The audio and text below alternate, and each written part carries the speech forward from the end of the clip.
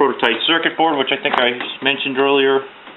That is actually inside the box now. I actually had to redo what I have on the web page on I Hate Mud under cucumber buildup. I actually bought an aftermarket board, which was, I think, all of $20 with shipping, and put it in the bottom. I'll show that or take a picture of it later. It's a lot neater than putting it in the spare or the proto area on the board. Alrighty. So this is my out here.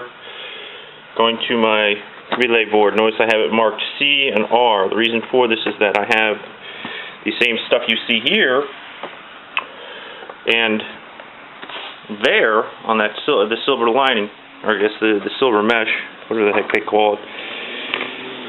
It's grounded on the relay side. It only needs to be grounded on one side, as it should be grounded. What this does is basically essentially shield this from electromagnetic resistance. Spark plugs have resistors in them. Most modern spark plugs have resistors built in to prevent electromagnetic resistance at a certain level. The cap there also cuts out some of the signal and reduces electromagnetic resistance. These wires, though, came from a junkyard, so I'm probably going to look at something better than that. Surprisingly enough, I didn't have to put any noise filtering on. The circuit is pretty dang good. I don't take credit for that. That one actually goes to one of the guys in the MS Extra list. I don't know what his last name is. I think it's I can't remember. Anyway, doesn't really matter that much. So let's turn on Tuner Studio. This is not Megatune. This is actually the one that's taking over for Megatune. It's a little bit easier to use, I think. Okay, so we're going to open a project here. Trade 2F MS Extra. So let's see if we can get everything here. I might actually just record this as a separate movie, but project. Let's go to project proper. Man, I can't do this with my left hand.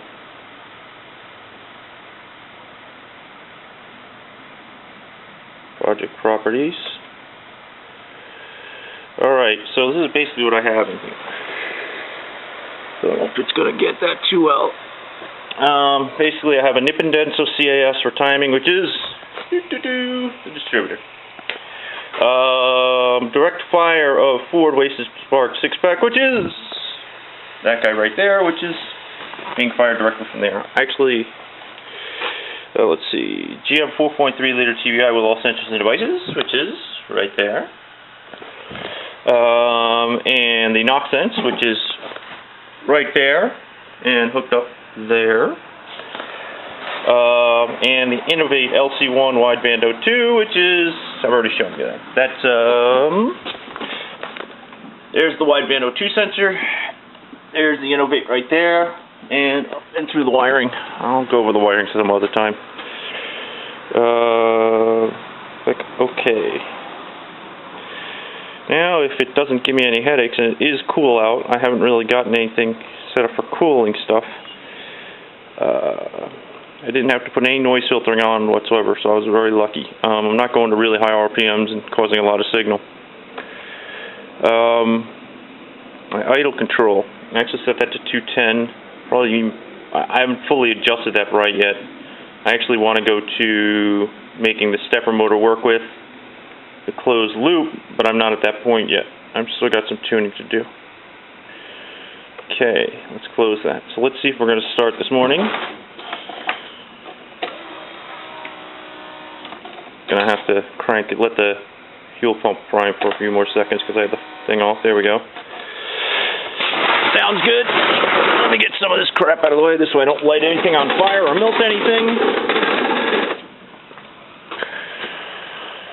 Oh, what are we bitching about? Boost control enabled. That should definitely not be enabled. Use the controller settings. Yes. Okay. You want coffee? Yes, Mom. Looks like I'll be editing. Alright, let's go back over here. Okay, so now you see this little light here? When I turn that on, the key to on, that light blinks. That's the wideband O2 sensor warming up. And when it's warm, it'll stay solid, and hopefully this time it will. Yep, see? And then we get our air-fuel ratio, 21. To the right, you see the mass air pressure. Coolant's only at 66, etc., etc. I got a duty cycle, my timing, my mass air temperature, which comes out of the center up there, and the pulse width. I got an RPM and the exhaust gas output correction percentage. The IAC moving basically is a misnomer right there. Let's see what happens.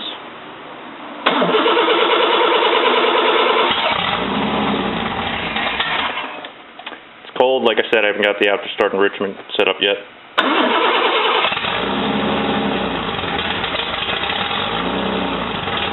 It will eventually settle itself out.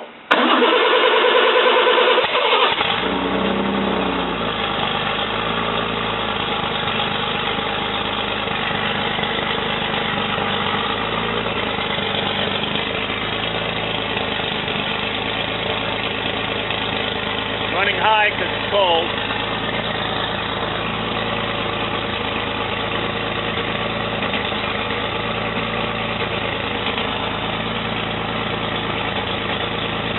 Doing the after start enrichment because it's why the AFR, well, actually the AFR is way too high.